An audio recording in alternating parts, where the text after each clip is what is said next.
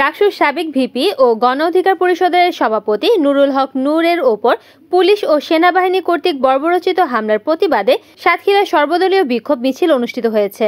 শনিবার 30 আগস্ট বিকেলে যুব অধিকার পরিষদের জেলা সভাপতি তবিবুর রহমানের নেতৃত্বে সাতক্ষীরা নিউ মার্কেট মোড় থেকে বিক্ষোভ মিছিলটি শুরু হয়ে খুলনা রোড মোড় অফিস চত্বরে শেষ করে সংক্ষিপ্ত বিক্ষোভ সমাবেশ অনুষ্ঠিত হয়। এ সময় বক্তব্য রাখেন গণ অধিকার পরিষদ সাতক্ষীরার সাবেক যুগ্ম আহ্বায়ক ইয়াসিন আরাফাত, গণ অধিকার পরিষদ নেতা হাসানুর রহমান হাসান, ছাত্র অধিকার পরিষদের সাবেক জেলা সভাপতি ইমরান হোসেন ইমু, যুব অধিকার পরিষদ সাতক্ষীরা জেলার সাধারণ সম্পাদক আজিবুর রহমান, ছাত্র অধিকার পরিষদের জেলা সভাপতি সারাফাত হোসেন, সাধারণ সম্পাদক আব্দুল আজিজ নয়ন সহ বিভিন্ন রাজনৈতিক দলের নেতৃবৃন্দ।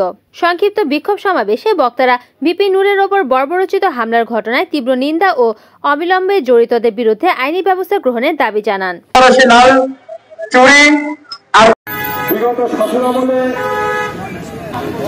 শেখ হাসিনার নির্বাচনকে বৈধতা দিয়েছে সেই জাতীয় পার্টি যারা শেখ হাসিনার গোলামি করছে, ভারতের গোলামি করেছে, সেই জাতীয় পার্টি যে ভারতের প্রেসক্রিপশনে চলে।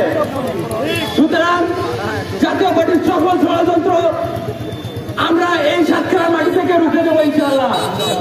পতন করতে হলে আমাদের গণতন্ত্র অধিকার ফিরে আনতে হলে এই দিল্লি থেকে শেখ হাসিনার একটা পূর্ব পরিকল্পনার মাধ্যমে হামলা হয়েছে।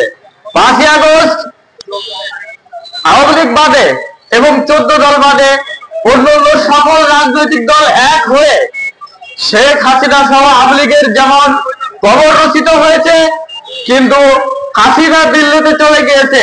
হাসিনার কিছু আমার নূর ভাই বেড়ে জাপা কিভাবে রাজনৈতিক এখনো লাইসেন্স দিয়ে বসে থাকে, এই মুহূর্তে আগামী 3 কার্য দিবসের মধ্যে জাপা সহ আওয়ামী লীগের যত অঙ্গ সংগঠন এবং সহযোগী সংগঠন ছিল সবাইকে একেবারে নিষিদ্ধ করতে হবে এবং কালো তালিকা মুক্ত করে বিচারের দাবি করতে হবে।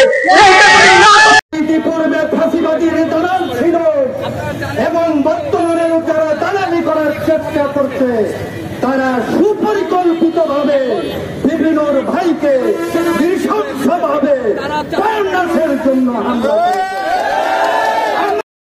রিপোর্ট করেছেন সাতক্ষীরা প্রতিনিধি আব্দুর রশিদ, NN TV।